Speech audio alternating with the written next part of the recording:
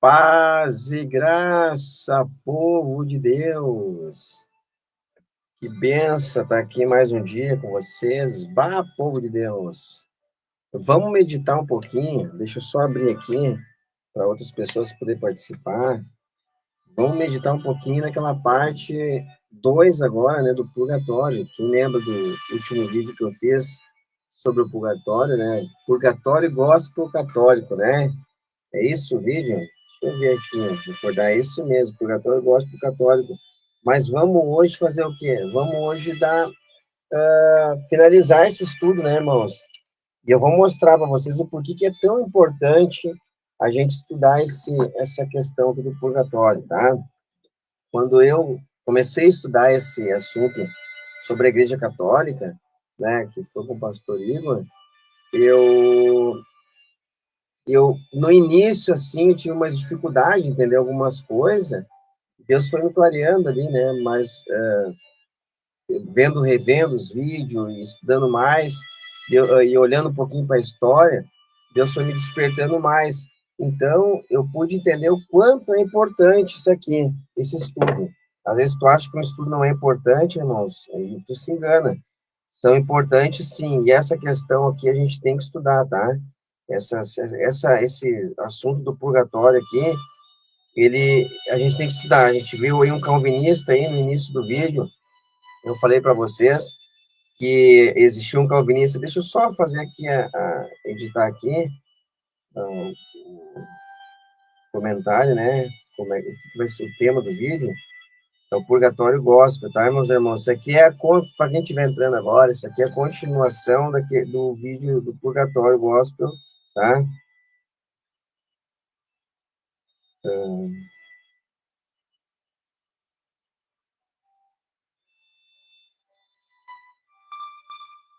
É a continuação, tá, desse estudo, o parte 2, né? Parte 2. E a gente finaliza, tá? Esse estudo aqui a gente finaliza. Já coloquei aqui, já compartilhei com meus irmãos, e vai ser bênção de Deus. Isso aqui é importante, irmãos, que a gente vê um pastor, tá? Pastor de igreja, que está conhecido nas mídias, né? Aí, no início, quem não viu o vídeo, eu peço que vocês vão lá e vejam esse vídeo, a parte 1, para vocês entenderem mais o que eu vou falar aqui, tá bom? Embora você não tenha visto o parte 1 do vídeo, mas tu vai entender um pouquinho das coisas aqui, porque eu posso passar um resumo no final. Não quero deixar muito longo o vídeo.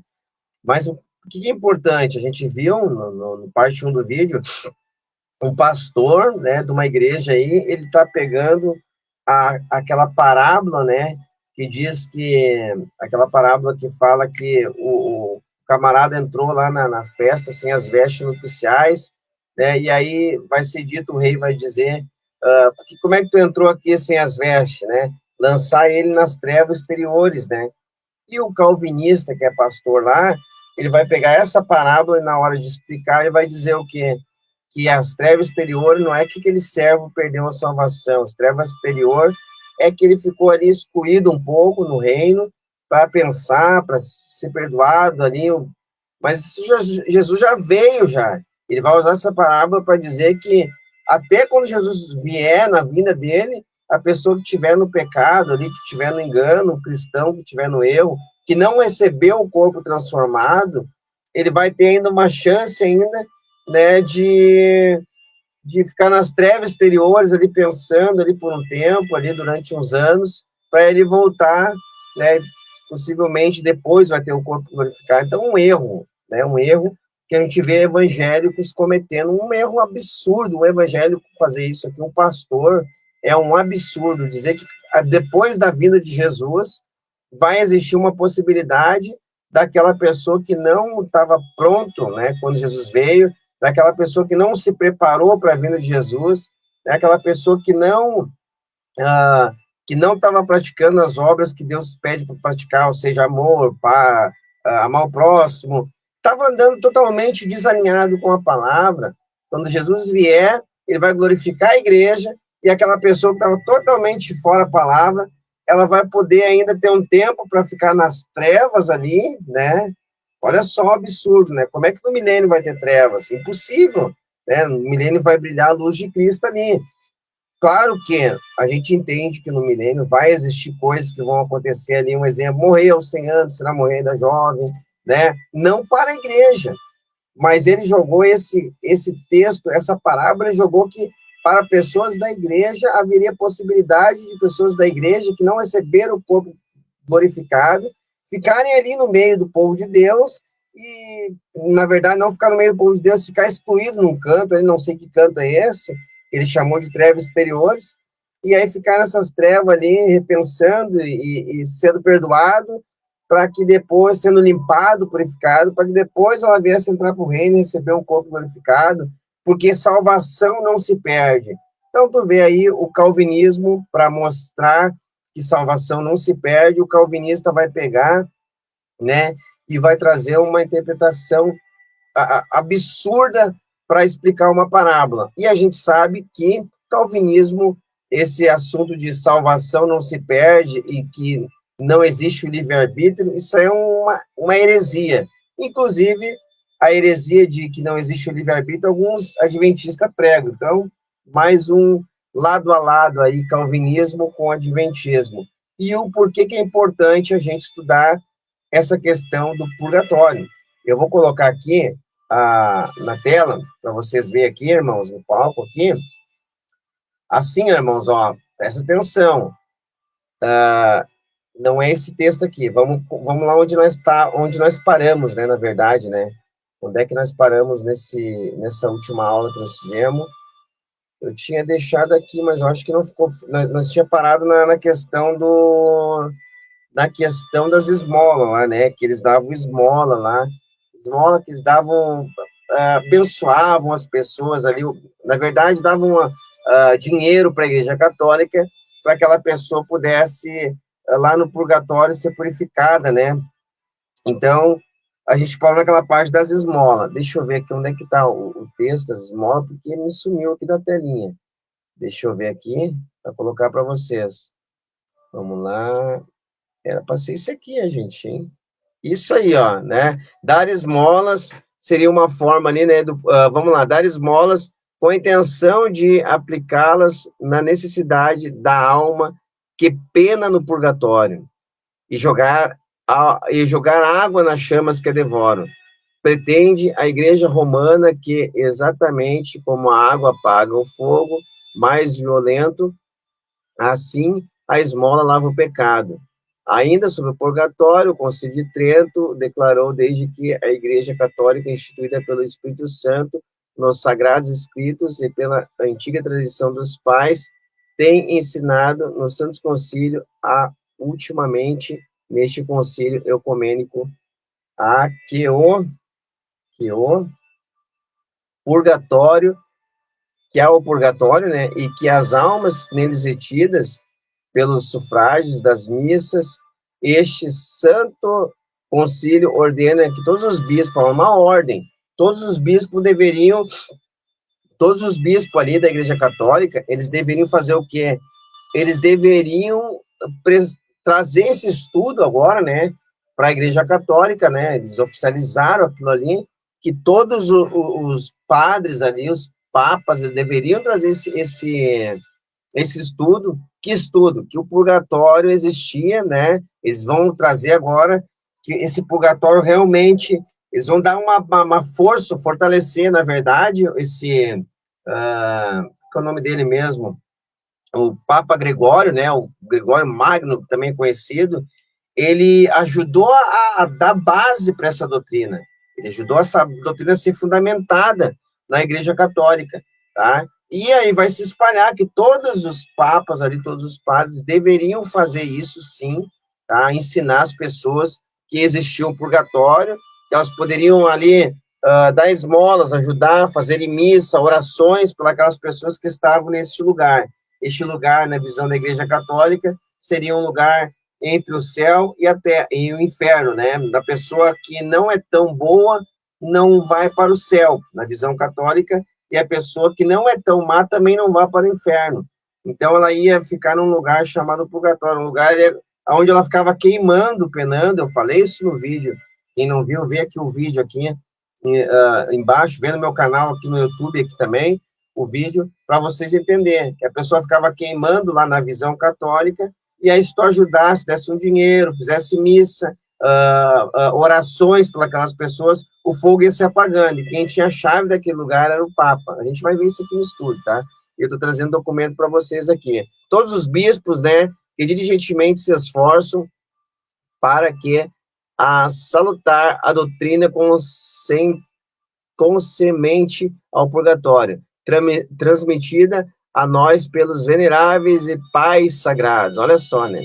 Concílio seja criada, sustentada e ensinada e pregada em toda parte pelos fiéis de Cristo, né?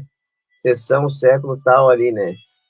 Então a gente vê o engano da Igreja Católica trazendo essa doutrina e fazendo, obrigando ali, né, era uma ordem ali que os padres deveriam ensinar. Irmãos, a Igreja Católica, ela traz vários enganos e faz em vários concílios e trazem vários erros. E aí vai chegando uns ali, vão tentando mudar, né, o exemplo, né? A gente está vendo agora, atualmente, um Papa aí que está mudando, que não é Maria que salva, não, salvação não vem por intermédio de Maria, que não precisamos ir até Maria, que quem salva é Jesus. A Igreja Católica está agora pegando esse Papa aí, trouxe essa visão. A Igreja Católica está agora tirando Maria de lado. Uns estão bravos, os católicos estão bravos, porque vão dizer assim, mas nós ensinamos há anos isso, como é que nós vamos mudar agora, né? Mas esse Papa está dizendo aí, coisa que a Bíblia sempre mostrou que a salvação não vem por intermédio de Maria. Então, eles colocam algumas doutrinas e vão pregando, e por séculos vão pregando aquele engano, até chegar um ali que bota a mão e diz, isso aqui é um absurdo, né? E mais uns já acostumados com aquela doutrina, eles não vão abraçar aquela doutrina nova, né? Para eles é uma doutrina nova, quando na verdade é uma doutrina que sempre existiu na Bíblia. Na verdade, sempre foi uma doutrina bíblica, que a salvação é por intermédio de Jesus. Então, essa questão do purgatório é outra questão aí que a Igreja Católica e que o católico deve estudar e ver que não existe uma possibilidade de uma pessoa pós-morte ela receber oração para que a oração venha pagar aquelas chamas que ela está naquele lugar, e que daquele lugar ela possa sair e ir para o céu diretamente. Até porque, irmãos, quando a gente olha para a Bíblia, a gente não vê esse lugar na Bíblia. A gente vê um lugar chamado de tormento, que a gente vai mostrar aqui nos documentos, e a gente vê um lugar chamado ali o seio de Abraão, o paraíso, onde Jesus declara chamando de paraíso. Claro que muitas pessoas vão acreditar que esse paraíso é em outro lugar supraceleste. Os pais da igreja não acreditavam assim, tá? Os pais da igreja não acreditavam. Quando eu falo os pais da igreja, eu falo dos discípulos, dos apóstolos, falo do primeiro, segundo, terceiro século. Não estou jogando, pegando pais da igreja lá do sexto, quinto, quarto século. Porque esses aí do quarto, quinto século já têm uma apostasia, se desviaram da verdade e começaram a trazer várias heresias. Então, se tu quer ver como a raiz mesmo dos pais da igreja eram, tu tem que pegar os primeiros cristãos, né? Tem que pegar os que estavam mais próximos, que estavam ali junto com os apóstolos, né? Que são Policarpo, que é um dos discípulos diretos de Pedro e de Paulo, e aí, de João, né? E aí a gente vai ver ali que ele tinha uma visão, Clemente, Inácio, também tem uma visão, porque estão próximos um dos outros ali, e aí a gente vai ver o declínio da igreja depois, né? A apostasia depois do terceiro século, com Agostinho de Hipona, que já vai trazer outras interpretações. Então, é importante, quando for olhar essa questão de purgatório, tu pegar e olhar os primeiros cristãos, não pegar pais da igreja lá do quinto, sexto século, aí tu vai achar um monte de heresia, tu vai achar que aquilo é verdade, tá bom? Então, presta bem atenção nisso aí. Vamos lá. Já falamos que isso era para ser transmitido, né, pelos padres, eles afirmavam isso aí. Agora a gente vai ver o quê? O purgatório, uma refutação, né? Vamos ter que refutar isso aqui, né? Tem que refutar. Vai se bater com um católico, ou com um padre, ou com um ex-católico, tu tem que tirar essas confusão da mente dele. Ele vai querer explicação, tu tem que ajudar a pessoa a aprender, uma pessoa que sai da igreja católica. Outra, vai pregar e evangelizar um católico, tem que saber o que tu vai falar, tá bom? Tem que saber o que tu vai trazer para ganhar aquela alma. Isso que eu digo, irmãos, a importância de estudar não é só para te trazer um conhecimento para ti, mas tu vai também conseguir ganhar almas se tu estuda bastante a palavra de Deus. Porque se tu se deparar com uma pessoa que estuda, lá dentro da católica, e tu não souber explicar para ela, refutar aquele engano que ela aprendeu, ela vai dizer, nossa, é para mim sair daqui de uma igreja que tem estudo, para virar um cristão que não sabe de nada, não entende nada da palavra de Deus, fica meio que elas por elas, está cheio de crente aí, cristão, né, que tu vai falar com eles da Bíblia, é triste de ver, né, não sabe nada. É importante estudar para ganhar almas também, tá bom, meus irmãos?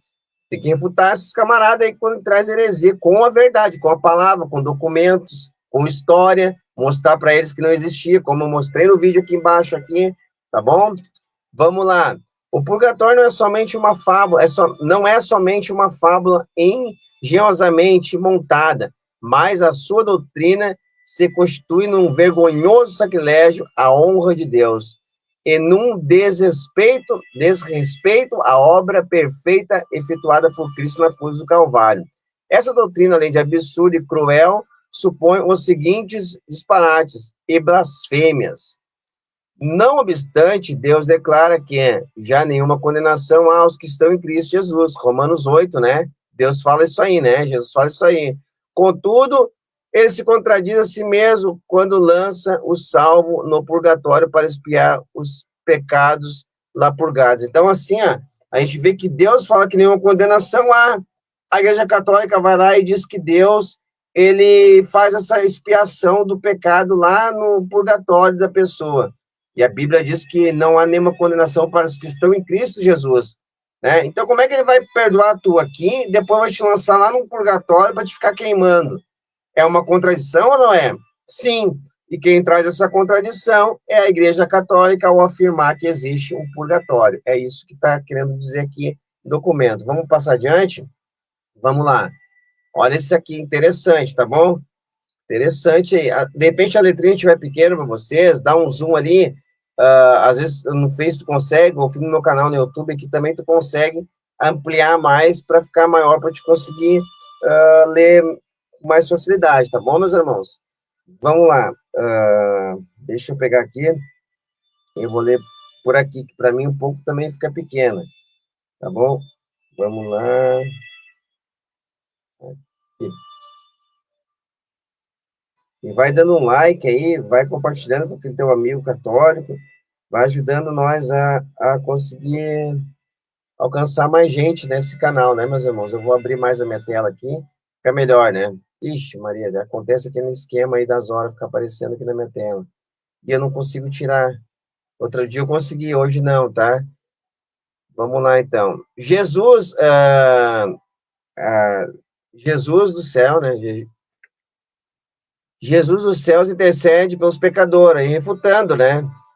Ó, Jesus intercede pelos pecadores, né? Vê a impossibilidade de livrá-los vê-se a impossibilidade, ó. Jesus do céu intercede pelos pecadores.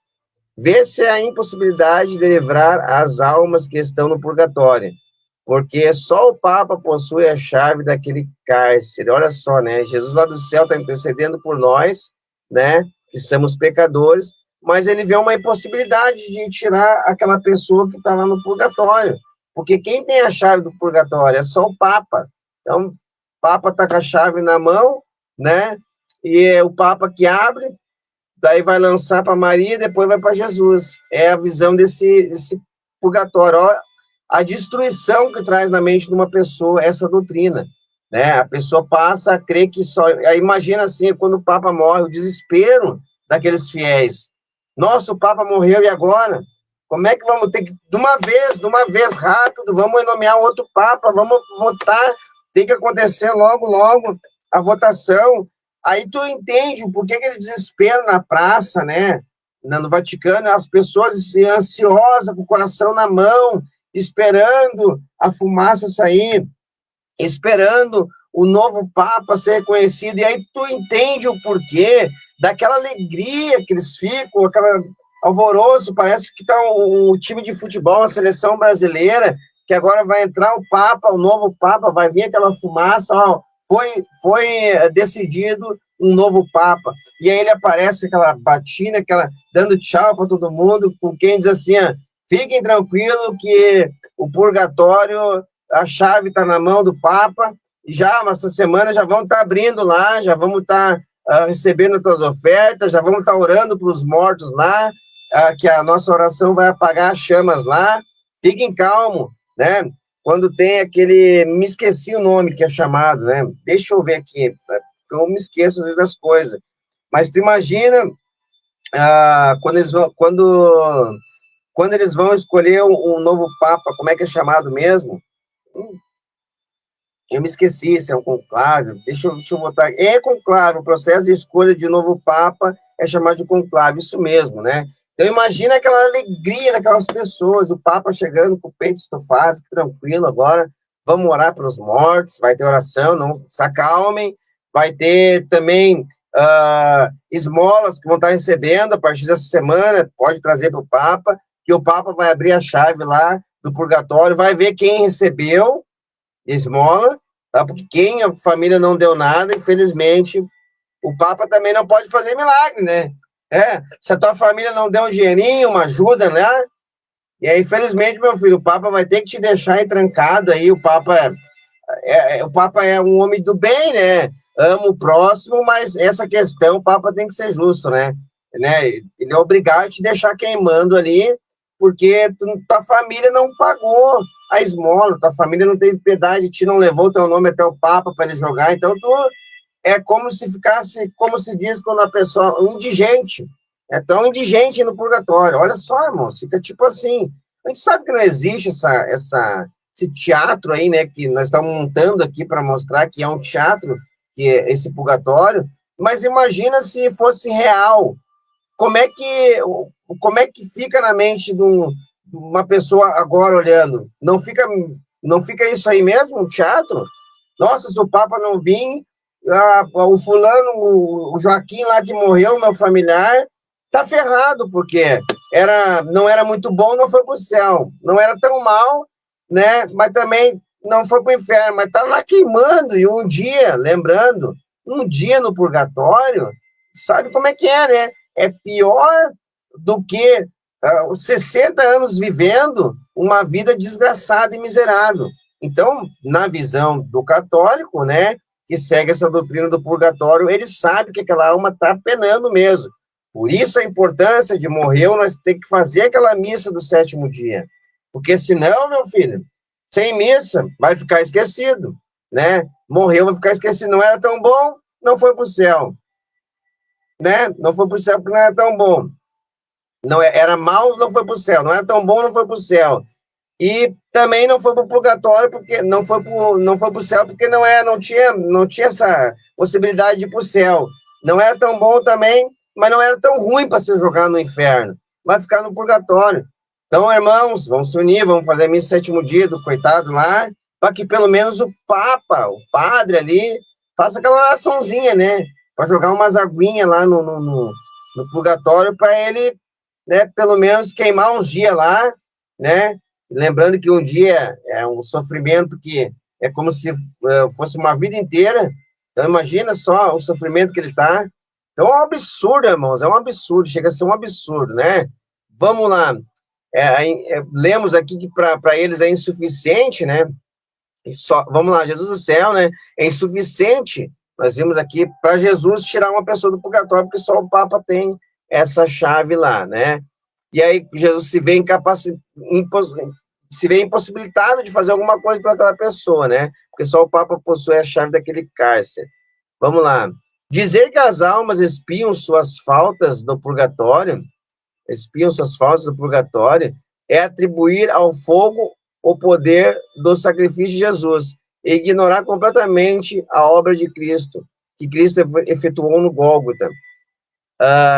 Olha só, quinto, né, quinto ponto aí, né, dizer que as almas espiam suas faltas no purgatório é contribuir ao fogo o poder de sacrifício de Jesus e ignorar completamente a obra que Cristo efetuou no Gólgota. Então, dizer que lá a pessoa fica queimando e o fogo é um fogo purificador, que fica purificando aquela pessoa lá, É jogar o sangue de Jesus fora, porque valeu de que o sangue de Jesus?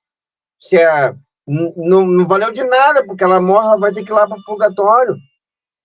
Vai ter que ir para lá para ficar sendo espiado o pecado lá. Então, o fogo do purgatório seria mais poderoso que o sangue de Jesus, né? Olha só que absurdo, né? Sexto ponto, que o castigo do pecado fica para depois de perdoado. Então, assim, é como se a pessoa, depois de ser perdoada, ela fosse ainda jogada num lugar para ser castigada. Mas peraí, tu foi perdoado, mas agora tu vai ser castigado depois de perdoado. O castigo do pecado fica para depois de ser perdoado. É isso aí que vai ficar. Porque a pessoa, Jesus falou assim, perdoados estão seus pecados, mas depois ele joga lá no purgatório. Perdoa e joga no purgatório. É isso a visão que vai dar, né? Vamos lá. Esses disparates provém de um erro da teologia vaticana. Olha isso, é um erro. Outro ponto que eu queria falar aqui, irmãos, Vaticano é Vaticano, Roma é Roma, Brasil é Brasil. Na verdade, Vaticano, irmãos, tá? Ele não tem poder sobre a palavra de Deus. Nenhum país, nem o Brasil tem poder sobre a palavra de Deus, de determinar que o exemplo, tá? Vou dar um exemplo. Nenhuma igreja do Brasil ela pode fazer isso aqui. Pegar as escrituras sagradas, tomar posse das escrituras sagradas e dizer, não, a igreja que veio lá dos Estados Unidos, lá, ela é oficial, ela que determina como vai ser a crença a partir de hoje, né? Ou fazer uma nova Bíblia, como Ellen White, como os Testemunhos de Jeová, como os Mormons, né? Então, assim, nem Vaticano, nem Brasil, nem Igreja Católica, nem ninguém tem essa autoridade de pegar a palavra de Deus, nenhum país, nenhum cristão, ninguém no mundo tem essa autoridade de pegar as escrituras e mudar a interpretação que ela era interpretada no início pelos primeiros cristãos. Ao camarada que faz isso, ele comete já um erro, porque os apóstolos receberam um ensinamento. O que a gente pode fazer? O que tu pode fazer? O cristão tem autoridade pelo Espírito de fazer é o quê? É receber. Ele pode receber, sim, uma revelação no texto, tá? Que o texto está dizendo assim, um exemplo. A pessoa, vamos dar um entendimento, é revelação progressiva, tá? Um exemplo. Vós sois a casa de Deus, tá? Então, na minha casa, muitas moradas. Tu pode sim. Algumas pessoas pensavam que a casa ali, de João 14, onde há muitas moradas, é uma casa lá no céu. Tá? Isso não é bíblico, tá bom? Porque o texto está tratando ali que o pai estava no filho e o filho estava no pai. Quando tu pega a Bíblia e tem uma revelação clara desse texto aí, tu vai entender no verso 23 que a casa ali que Deus iria fazer habitação, que há moradas, as casas do Pai, que é muita morada, é o povo de Deus, é a igreja, é a habitação do Pai. E o Filho e o Pai viriam e habitariam em nós sendo o caso do Pai. Isso não feriu a Escritura, porque é uma revelação que vai vindo com o tempo, a pessoa vai entendendo, sem tirar o texto original, sem tirar. Está mostrando uma revelação, está revelando o que é falado ali em mistério, o que os próprios discípulos não entenderam, porque era um mistério para eles. Então, tu pegar agora a Bíblia, criar uma nova versão e começar a trazer uma doutrina como o purgatório, é ferir as escrituras, mexer em algo que mexe com a escritura, porque a Bíblia, ela não, nenhum momento é acrescentar algo que não existe na Bíblia. Isso tu não tem autoridade, nem Brasil, nem China, nem Japão, nem Rússia, nem homem nenhum no mundo tem autoridade de pegar as escrituras e alterar a Bíblia. E todo aquele que faz, ou que fez, ou que se fez, ou se tem alguma adulteração na palavra de Deus, todo esse vai prestar conta diante de Deus. Tá bom, meus irmãos? Isso aí é um cuidado que tem que ter. Vamos lá. Esses disparados da teologia é Vaticano. Então, Vaticano, Roma não tem autoridade nenhuma sobre a Bíblia. Pega a tua Bíblia, irmãos, esquece Roma, não tem autoridade, esquece o Vaticano.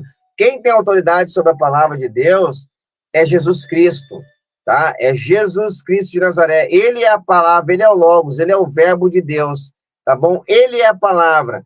E se ele trouxe essa palavra e não botou purgatório, tu tem que pregar contra esse engano, contra essa obra do diabo, tá? Porque isso é uma obra das trevas que foi implantada dentro da igreja, e muitos cristãos agora trouxeram um exemplo de um pastor evangélico trazendo um purgatório para dentro. Um exemplo é a pessoa, porque os calvinistas não perdem salvação, né? Então eles têm que tentar pegar quando eles pegam um texto que confronta eles, eles têm que inventar e criar uma nova doutrina, né, para que sustentar a doutrina que salvação não se perde.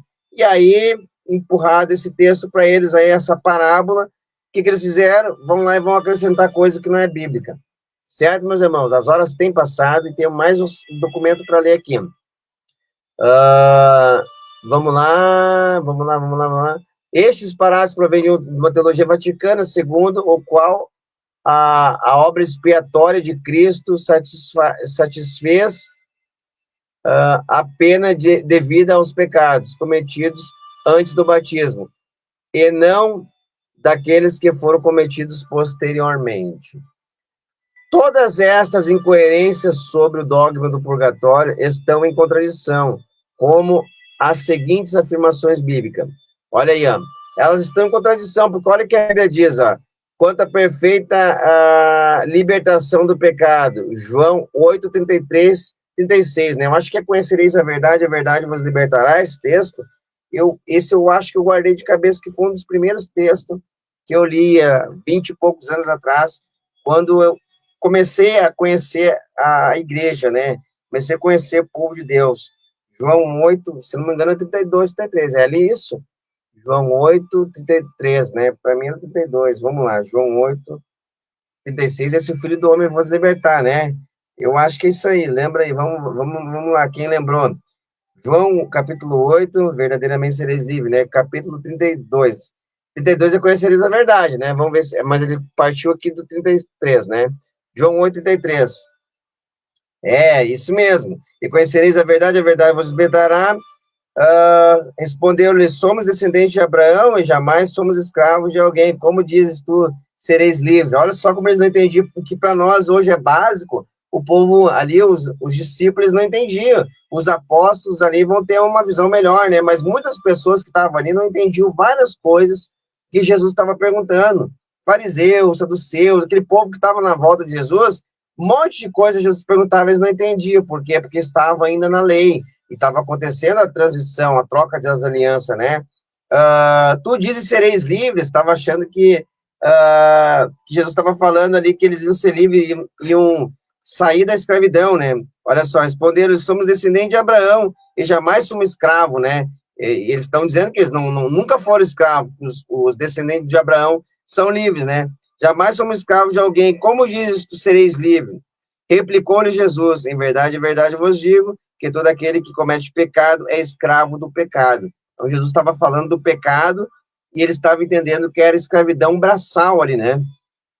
O escravo não fica sempre na casa do filho, né? E aí, na casa do filho, sim, para sempre. Deixa eu ver. O escravo não fica sempre na casa. O filho, sim, para sempre. Sabe o que Jesus está falando aqui, nesse texto aqui? Para quem não sabe, olha só, é bom falar disso aqui, tá? O escravo não fica sempre na casa, o escravo não fica sempre na casa. O filho, sim. Sabe quando Jesus fala que o escravo não fica sempre na casa? Existiu uma lei que o escravo, ele tá lá no Êxodo, lá, que o escravo, ele tinha um tempo que ele ficava na casa do senhor dele, né? E aí existia um tempo de 6 anos que ele ficava ali, e aí, né, depois daqueles 6 anos, ele ganhava liberdade, ele era livre, deixava de ser escravo, trabalhava 6 anos para aquele senhor dele, e depois de 6 anos, eles deixavam de ser escravo. Se ele chegou com família, ele levava a família. Se ele chegou sem família e fez família dentro daquele período, os filhos ficavam com aquele senhor, né? A família ficava. Ele era livre. E aí, existia na lei mesmo, o escravo ele podia escolher ficar com o dono. Não quero ser livre, eu quero continuar sendo escravo. Aí o dono pegava ele, levava ele até as autoridades, até o público para ver, furava a orelha dele, e a partir daquele momento estava aquela orelha furada ali, com um brinco ali, dizendo que agora ele era um escravo que decidiu, um servo, né, que a palavra escravo é para servo, ele decidiu ficar com o senhor dele e ser o senhor dele por espontânea vontade, livre de espontânea vontade, não mais um escravo. Agora, ele é um servo que ficaria um escravo, mas não porque foi comprado, foi pago por aquele escravo, porque agora ele optou por ficar com aquele rei, com aquele senhor dele. Então, isso aí também trazendo para o Novo Testamento, né, o que isso nos mostra? Que a gente deve escolher, hoje, ficar com o nosso Deus, de livre e espontânea vontade. Eu trouxe uma pregação outro dia tremenda sobre isso aí, foi bênção de Deus sobre esse assunto. Achei linda, maravilhosa, o que Deus fez aquele dia. Vamos lá, lemos esse texto aqui, né, que já refuta já, porque o que refuta e se o Filho do Homem vos libertar, verdadeiramente sereis livres. Por que ele refuta? Porque na visão do purgatório a pessoa fica aprisionada lá, né? Mas se o Filho do Homem te libertar, como é que vai ficar aprisionado? Né? Aí, no ponto B agora, quanto ao completo livramento do juízo vindouro, aí, ó, olha só, João 5, capítulo de número 24, né? João 5, capítulo de número 24. É isso, né, meus irmãos? Olha o que vai dizer aí, ó. Em verdade eu vos digo, quem ouve a minha palavra e quem é naquele que me enviou tem a vida eterna, né? Não entra em juízo. Então, aquele que ouve a palavra do Senhor e crê, né? Ele não entra em juízo, acabou. Ele vai dar a vida eterna, não vai passar por um purgatório e ficar lá 1.000 anos, 2.000 anos, lá esperando o padre lá, alguém dá um dinheiro para sair do purgatório, o padre orar, o papa orar lá, abrir a chave e tirar de lá. Claro que não entra em juízo. Essa pessoa não vai entrar. Mais uma prova que é um engano da Igreja Católica. No C aqui nós temos aqui, quanto à completa justificação pela fé, Romanos 5, Romanos 5, 1 ou 2. Vamos ler, é importante ler isso aqui. Quer refutar? Refuta com a palavra. Se tiver católico, vem aqui e presta atenção. Olha para o vídeo, presta atenção.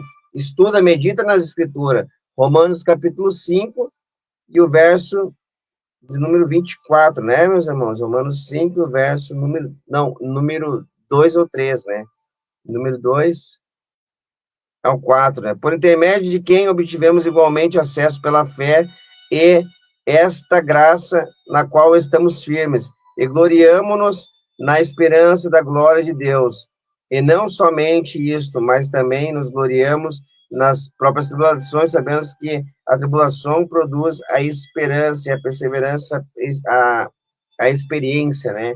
Então, mais um outro texto aqui que confronta essa ideia de purgatório aí, porque nós somos justificados pela fé. E a intercessão de Cristo, onde é que fica aí, né? 1 João capítulo 2, a intercessão de Cristo. Vamos lá, 1 João, capítulo de número 2, já está aqui o texto, o capítulo 2, 1 João, e o João, né? 1 João, capítulo 2, 1 ou 2. Filhinhos meus, essas coisas eu vos escrevo, que não pequeis. Se todavia alguém pecar, temos advogado junto ao Pai, Jesus Cristo. Jesus Cristo, justo, e é Ele a propiciação pelos nossos pecados, e não somente pelos nossos próprios, mas ainda pelos do mundo inteiro. É Jesus, não é Maria, não é José, não é Papa e não é purgatório. É Jesus que faz a intercessão, e é Jesus que faz expiação, é Jesus que tem a chave da vida e da morte, e aquele que está em Cristo não entra em condenação, não entra em juízo, mas tem a vida eterna. Tá bom, meus irmãos? Vamos lá. Quanto atual estado dos salvos mortos? Lucas, capítulo 23. Temos que ler isso aqui também. Tudo isso aqui é importante, irmãos, tá? Lucas capítulo 33. Não, Lucas, peraí, só um pouquinho. Está errado aqui. Se eu botei errado. Lucas 23, isso mesmo, não tem 33, Lucas, capítulo 23 e versículo 43, isso mesmo. Vamos lá.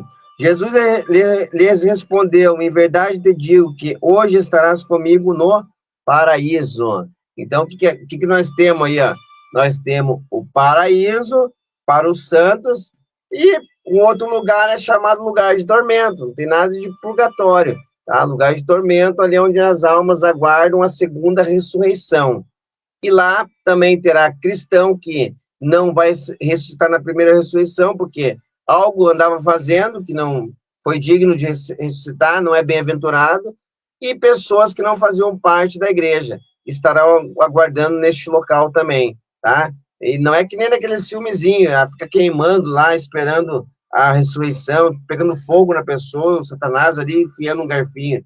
Não se ilude, tem vídeo sobre isso aí falando, vários vídeos vêm trazendo esse assunto aqui. Inclusive, na própria parábola na Bíblia, mostra que o rico ali, ele estava num tormento, e esse tormento que ele estava, ele era um tormento onde ele sentia sede ali, né? Mas o espírito não sente sede. Já falei sobre esses assuntos aqui.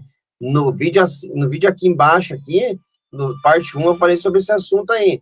Então, irmãos, tem uma outra coisa que é importante aqui, é que algumas pessoas, aproveitando a parábola do rico ali, né, que está no lugar de tormento, eu já vi muitas pessoas falar que a riqueza, muitos cristãos, a riqueza é do diabo, porque a pessoa que, o amor ao dinheiro é a raiz de todo mal, e a pessoa vai dizer que a pessoa que é rica não vai dar o reino. Irmãos, é difícil um rico herdar o reino, mas não é impossível, não quer dizer que a pessoa que é rica não vai ser salva.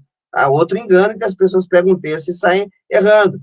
Pegar e usar a parábola do jovem rico lá para dizer que rico não vai ser salvo, não explica a Bíblia. Por causa que tu não pode pegar um texto da Bíblia e querer explicar uma doutrina, montar uma doutrina.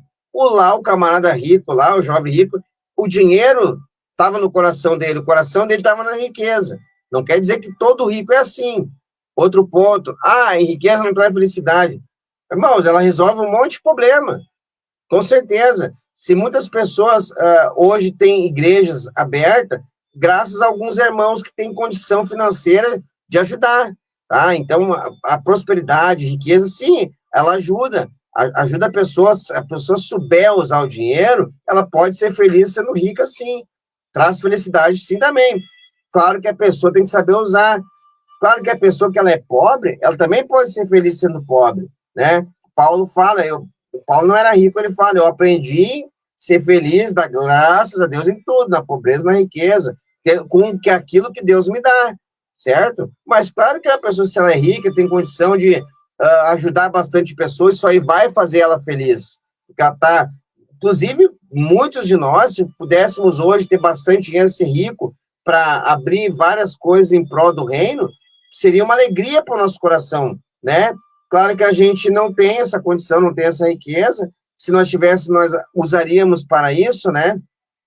Mas a gente não tem, não recebemos isso, né? Mas temos que ser, mesmo assim, felizes por causa disso, certo? E a gente vê que a própria Bíblia mostra, lá na parábola do jovem e do rico, lá do rico e do Lázaro, que que é dito na parábola? Olha, meu camarada, tu teve todos os bens em vida, tu ganhou riquezas em vida, tu foi próspero enquanto tu vivia. Já Lázaro foi pobre. Só que o que fez ali o rico ir para o tormento? Era porque ele era rico que ele foi para um lugar de tormento? Claro que não. É porque alguma injustiça ele cometia, tá? Porque quando a gente olha para Lázaro, Lázaro estava ali na porta comendo as migalhas. Mas por que Lázaro está lá no seio de Abraão? Porque ele era um homem de Deus. Então, quer dizer que a pessoa que é homem de Deus, ela também pode passar por dificuldade, ela também pode ficar doente, ela também pode morrer de infarto, pode morrer de doença, pode morrer de martirizada, pode morrer na perseguição, pode morrer na grande tribulação, tá? Ela pode estar aqui no período tribulacional, pré-tribulacionistas, né? Dá uma cutucada aí. Pode estar aqui, porque pobreza, dificuldade nunca foi pessoas que não têm Deus na vida. Não quer dizer que a pessoa não tem Deus na vida. Parábola do rico aí, do Lázaro, explica isso aqui. Vamos avançar, meus irmãos? Está quase acabando aqui, né? O purgatório não é somente uma fábula engenhosa montada, mas uma doutrina, mas a sua doutrina se constitui num vergonhoso sacrilégio à honra de Deus, um desrespeito à sua obra perfeita efetuada na cruz. Essa doutrina, além de absurda e cruel, supõe os seguintes disparates e blasfêmias, né? Deixa eu ver se eu já não li isso aqui, né? Não obstante Deus declare que já nenhuma condenação está escrito, já li isso aqui, né? Vamos passar para frente, então. Vamos lá. Quanto é perfeita, li isso aqui também, já do juízo, né? Li isso aqui, os textos já, né, para nós. Não, esse aqui eu não li, né? As seguintes afirmações bíblicas. Quanto à libertação, quanto à perfeita libertação do pecado, li João, eu li até na Lucas, né, 23, se eu não me engano, né? Quanto à bem-aventurança, quanto à bem-aventurada esperança do salvo. Filipenses 1, 21, 23, 2, Coríntios 5, 8. Isso que eu não vou ler, vocês lêem depois aí, tá? É mais texto que tem aí para vocês verem. O que a Igreja Católica Romana chama purgatório, a Bíblia chama lugar de tormento, ou inferno, lugar de suplício temporário, né? De onde aqueles que são lançados só sairão no juízo do grande trono branco, né? Então, é o que a Igreja Católica chama de purgatório, a Bíblia chama de lugar de tormento, onde aquelas pessoas que estão lá só vão sair, irmãos, quando lá no trono branco, né? Depois dos 1000 anos, tá bom? Depois na segunda ressurreição, certo? O trono branco é na segunda ressurreição, tá? Tribunal de Cristo é na vinda de Jesus, trono branco é lá depois dos 1000 anos, depois do milênio, lá na segunda ressurreição, onde todas as pessoas vão ressuscitar de todos os tempos, tá bom?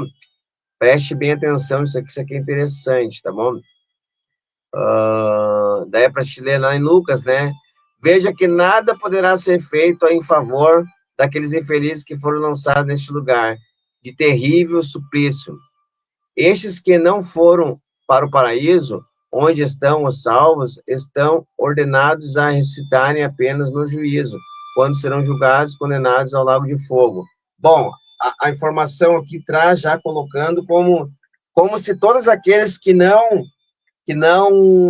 ressuscitarem na primeira ressurreição vão ser jogados no lago de fogo com enxofre, tá bom? Bom, ponto aí, tá bom, irmãos? Porque assim, ó, para quem não entende, para quem já entende, tá tranquilo, né? Sabe que não é bem assim, mas para quem não entende, é importante falar isso aqui. Na segunda ressurreição, é para condenação no trono branco. Claro que é, tá certo. Só que condenação é para comparecer diante do trono, né? O trono é lugar de juízo, de julgamento. Só que não podemos esquecer que num julgamento também tem absolvição. Pera aí, irmão Douglas. Está querendo me dizer que vai ter absolvição daquela pessoa que foi uma vida inteira cristão e vivia roubando, furtando, fazendo coisa errada na igreja? Claro que não, né, meus irmãos? Tá bom? Ele vai comparecer só para ver que o nome dele não está escrito no livro da vida e ser lançado no lago de fogo.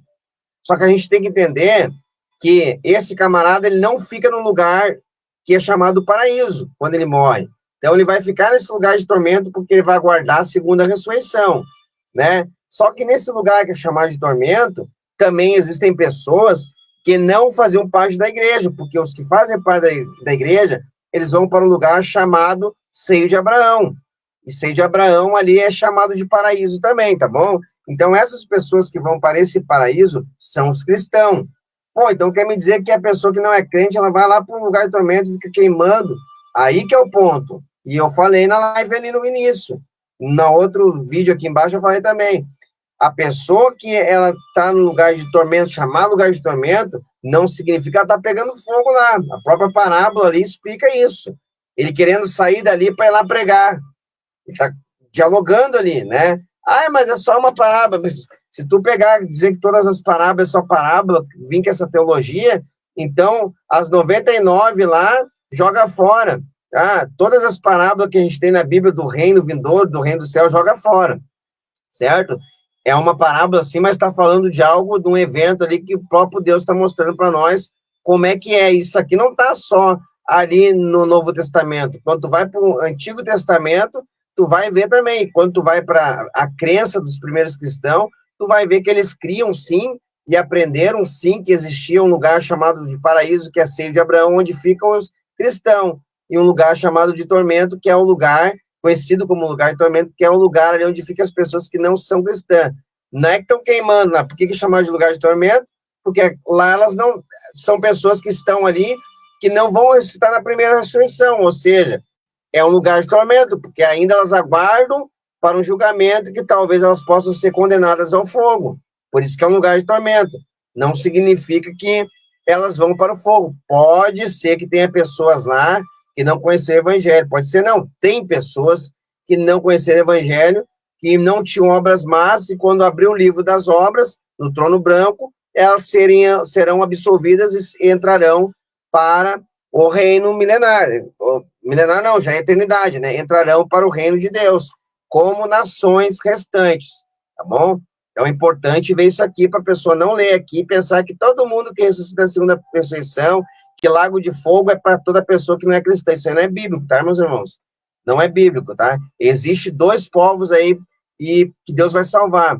Existe salvação que é para dois povos. Povo estrela do céu, que é a igreja, santos do Altíssimo, e nações que entram como nações semelhante ao primeiro Adão lá, parecidas com o primeiro Adão, sem pecado, vai ser tirado todo o pecado delas, vão entrar no reino, e serão as pessoas que vão ser como se chama lá, na parábola mesmo, é os convidados para a festa, né, os convidados que entram para entrar e participar do reino de Deus, pessoas que realmente não eram tão más, que não conheceram o evangelho, que não aceitaram Jesus, não conheceram a palavra de Deus, mas que tinham boas obras, por isso que abre o livro das obras para ela.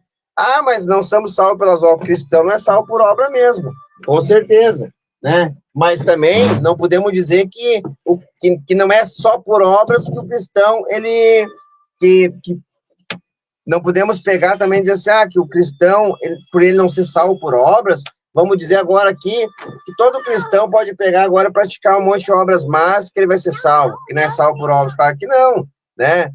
Não somos salvos por obras da lei, tá, irmãos? Isso é um ponto importante, não somos salvos por obras da lei, circuncisão, etc. Mas claro que devemos fazer coisas que agradam ao Senhor. Claro que devemos andar como o Senhor quer que andemos, para que a gente seja salvo, certo? Mais um ponto aí. Então, essa questão do purgatório é bom, tem que estudar, tá, irmãos? Que eu vejo muitos irmãos se perdendo nesse tema aí. Eu acho que estamos finalizando. A salvação oferecida por Cristo Jesus, a salvação é perfeita e tal, pois ela é um resultado da misericórdia de Deus e do sangue do seu Filho amado, Jesus Cristo, né? Seu sangue de amado Filho, né? Do sangue do amado Filho.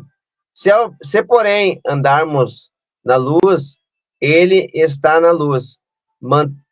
Mantemos comunhão uns com os outros, e o sangue de Jesus, seu Filho, nos purifica de todo pecado. E se confessarmos nossos pecados, ele é fiel e justo para perdoar os pecados e purificar de toda a injustiça. João capítulo 1, verso 1 João, capítulo 1, verso 7 ao 9, né? O purgatório do cristão é o sangue de Jesus. Então, quem purga o pecado, quem limpa o pecado, quem tira o pecado do cristão é Jesus de Nazaré. Tá? Não tem papa com chave nenhuma. Bom, meus irmãos, por que é importante essa questão do purgatório? Olha só como é importante estudar isso aqui, irmãos. Essa semana, um camarada católico viu meu vídeo. E aí ele viu meu vídeo. Na verdade, ele não viu meu vídeo, tá? É outra coisa. Eu entrei num canal de um rapaz, e esse rapaz estava falando algo sobre... eu não lembro direito o que era o assunto lá, tá? Mas ele vai falar, e na fala dele, ele vai falar de Gregório, tá? E quando eu trouxe aqui a questão do purgatório aqui, esse assunto aqui, esse tema aqui, você vai ver no vídeo 1 ali, que eu falei do Papa Gregório, né, que é um dos que... E nesse vídeo de agora aqui, volta um pouquinho para trás, você vai ver, eu falei de Gregório, o conhecido Gregório I, ali, o conhecido como Gregório Magno, ele trouxe, ele deu base, ajudou a dar base para fundar essa doutrina aí do purgatório, para sustentar ela, para ela ser oficial na igreja. Ele ajudou, tá? E aí, eu vi um vídeo lá no Facebook falando desse Gregório, né? Algo que ele fez lá, agora me esqueci, não vem a memória. E aí um camarada, aí eu coloquei lá o comentário, esse Gregório é o mesmo aí que ajudou a dar base lá para a doutrina do purgatório. Aí um católico viu e ele não gostou, ele falou para mim, então, prove-me.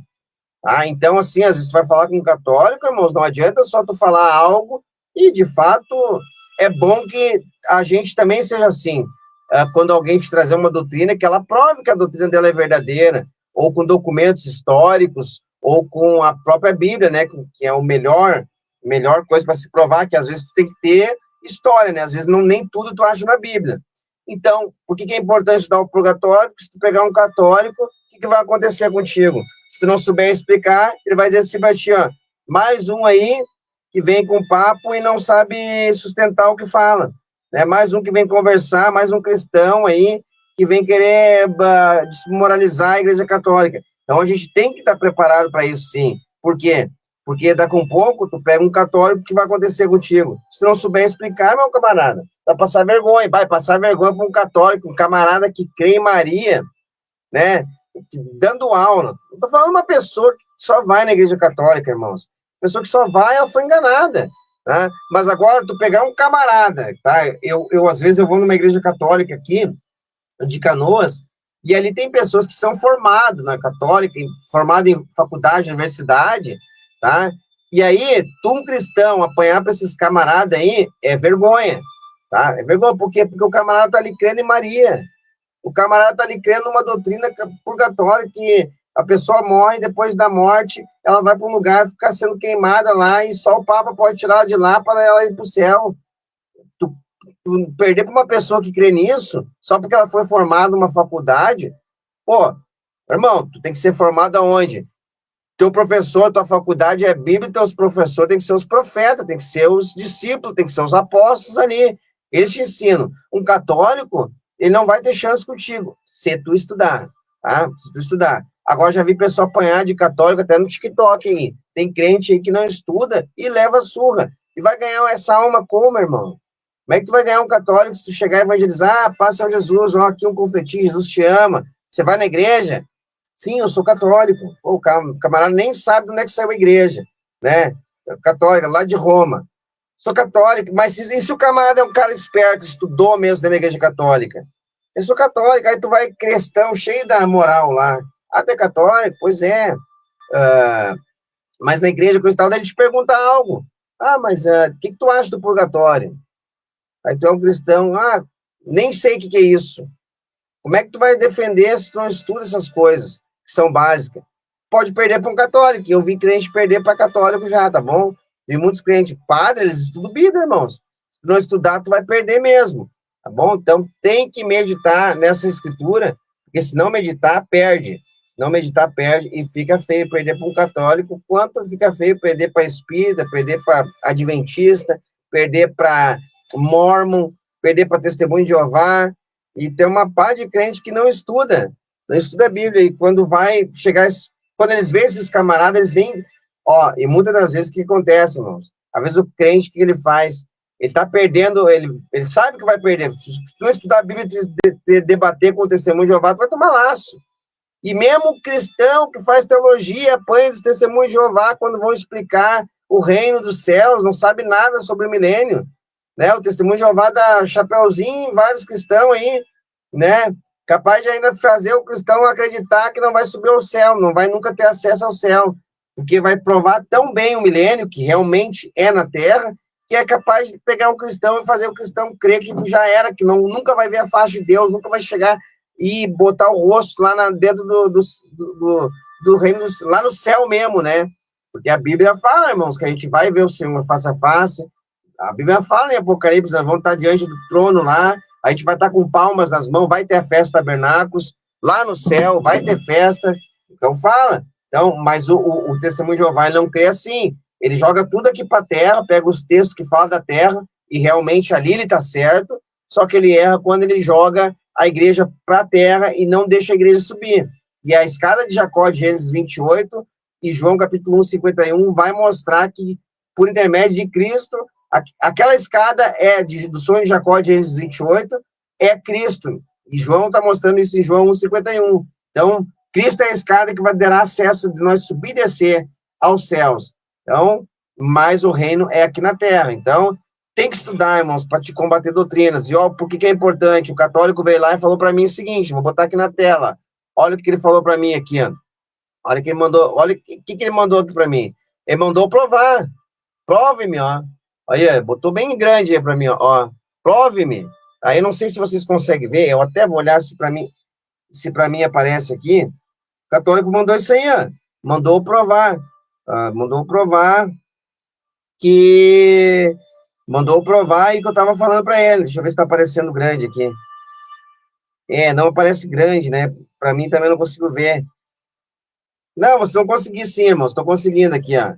Eu botei aí no comentário, né? Gregório que trouxe a doutrina que antes não existia, a doutrina do purgatório, né? Na verdade, essa doutrina, ela existia, falei no vídeo na parte 1, ela existia em outras culturas, né? Budismo e culturas lá de outras épocas, mas esse Gregório que ajudou a dar base, a sustentar essa doutrina, né? E foi o que eu respondi para ele. Eu respondi, na verdade, eu coloquei um comentário e o camarada veio lá e mandou para mim, prove-me isso, por favor. E ele é católico. Eu fui lá nas redes sociais dele, fui ver, ele é católico mesmo. Tá? Ele posta lá nos comentários dele, no Facebook dele, coisas da Igreja Católica, de Roma, lá Martim Lutero, coisa e tal, sai da Reforma, né? Então aí ele mandou provar. Tá? O que eu fiz é quando a pessoa pede para te provar o que tem que fazer, meu irmão. Vai começar a xingar o cara no Facebook. Tu vai chamar o cara de católico, vai usar aquele termo que muitos crentes usam. É católico, sai daí. Não, tu tem que ir lá e provar. E, poxa, fui lá e provei para ele. O que ele fez? Sumiu, né? É bem típico de muitas pessoas, e até crente faz isso aí. Provou, o cara nunca mais aparece. Inclusive, eu tenho alguns que eu tô com saudade, que viviam me incomodando, tentando me rebaixar nas redes sociais, mas quando eu pedi para eles provar, eles correram. E é isso aí que eles fazem, né? Eles correm porque eles não tem base. Não vai dar para ver bem direitinho aí, mas aí fui lá e provei para ele, mostrei o documentário, né? Mostrei o documento para ele. Se tu dá um print, eu acho, na tela, tu consegue. No YouTube, tu vai conseguir ver melhor depois isso aí, salvar esse print aí. Fui lá e mostrei para o católico que realmente existe sim, tá? Mostrei para ele que existe. O que tá o texto ali assim? O Papa Gregório, também conhecido como Gregório Magno, no final do século V lá, e no início do século, desempenhou um papel significativo no desenvolvimento e na popularização da doutrina do purgatório. Embora a ideia de uma purificação pós-morte já existisse em outro conceito, no judaísmo helenístico e nos escritos de alguns padres da igrejas anteriores, foi Gregório Magno que deu um grande impulso a essa doutrina. Ele fez isso de várias maneiras. Olha aí, as heresias sendo espalhadas. Então, é importante sim estudar essa doutrina, e quem não estuda vai tomar laço aí dos católicos aí. E olha, não adianta olhar para o vizinho do lado e dizer assim, me ajuda a defender. Se o camarada perguntar para ti, tem que saber responder. Tá bom, meu irmão? Tem que saber responder, tem que estar preparado para essas questões aí, senão vai tomar laço de católico, de adventista, de testemunho de Jeová, de macumbeiro, de católico, de mormon, né? E por aí vai, dessas igrejas gospel que estão saindo aí, que eu não sei o nome de muitas, né? E vai tomar laço se não estudar a Bíblia, tem que estudar e meditar, tá bom, meus irmãos? Bom, espero ter contribuído com esse vídeo para vocês, né? Aquilo que eu não soube explicar, que o Espírito explique melhor no coração de vocês. Vamos orar, irmãos, e vamos se despedindo, e o próximo vídeo estaremos aí pronto para estar falando mais um pouquinho das coisas de Deus, tá bom?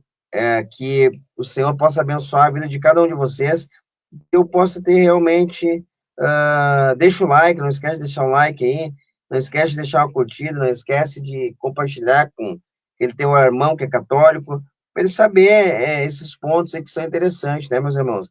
Ele estudar, sei que às vezes o vídeo é longo, as pessoas não gostam muito de vídeo longo, assiste um pouquinho, 2 minutos, 3 minutos, vai indo assim, aí com um pouco tu vai se interessando e vai aprendendo mais ainda, tá bom?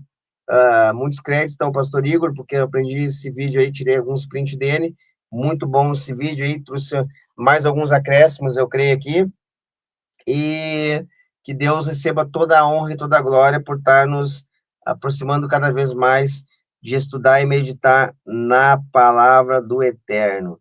Amém, meus irmãos? Eu vou deixar um fundo rodando aqui, tá? E a gente vai orar a Deus.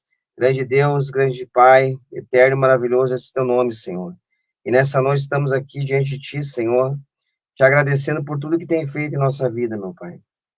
Que o Senhor venha nos livrar de todo mal, de toda heresia, de todo engano, Senhor. Venha abençoar meus irmãos que estão aqui, Senhor, todos os dias, dando a vida pelo Evangelho.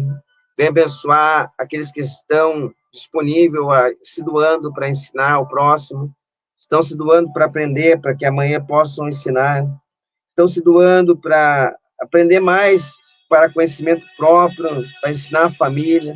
Desperta um povo, Pai, que tenha vontade de meditar nas Escrituras, para estar junto conosco, com Canoas. Desperta pessoas para estar aqui, pessoas que gostam mesmo de estudar a Bíblia, Senhor, que não querem saber de placa, mas que querem saber do reino, que querem saber das coisas de Deus. Que as pessoas que virem esse vídeo que eu fiz aí, Pai, que elas possam ter o conhecimento da verdade através desse vídeo, que elas possam ver que essa doutrina é maligna do purgatório e que quem salva é Jesus Cristo, o Filho de Deus, e que não precisa chegar até Maria para ser salvo, não, e que não precisa também passar por purgatório, que nós somos salvos, aleluia, por Cristo, pela fé, e que o Senhor que nos purifica de todo pecado, Pai.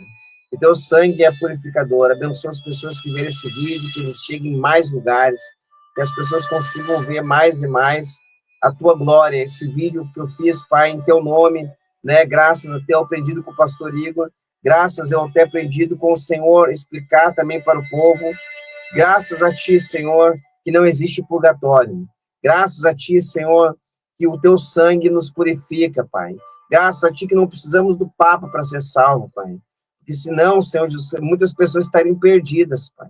Mas em nome de Jesus Cristo eu declaro, Senhor, em nome de Jesus Cristo eu declaro, Senhor, que essas pessoas vão sair dessa escuridão, que essas pessoas vão abandonar essa igreja católica, essas heresias, esses enganos, e vão se voltar para o teu reino, Senhor, e vão se debruçar na palavra e terão a visão aberta pelo Senhor, Pai. Em nome de Jesus Cristo, nós declaramos, ó Pai, a tua luz sendo manifesta na terra, Senhor, no Rio Grande do Sul, no Brasil, na cidade de Canoas, ó Pai, o Senhor venha brilhar a tua luz através de nós, Pai, em cada pessoa, em cada coração, e as pessoas venham conhecer a verdadeira palavra de Deus, que não existe purgatório, mas existe um sangue expiatório, que é o sangue vertido na cruz do Calvário, e esse sangue verteu por intermédio de Jesus Cristo, o Filho de Deus, Jesus de Nazaré, o menino que nasceu na Galileia, o menino que veio, aleluia, para trazer vida com abundância, que nasceu, que morreu, mas que antes de ter nascido e morrido, já vivia ao lado de Deus, já estava com Deus, e já era Deus. Aleluia, glória ao teu nome, santo, santo és tu, Pai. Muito obrigado por tudo, Pai. Continua conosco, nos abençoando e nos guardando. Toda a honra e toda a glória para ti, em nome de Jesus. Amém. Fiquem todos na paz, Senhor Jesus Cristo, que Deus nos abençoe, para a glória do Filho de Deus. Sejam todos abençoados, em nome de Jesus. O purgatório do cristão é o sangue de Jesus. Fui! Tá, povo de Deus! Até o próximo vídeo! Aleluia!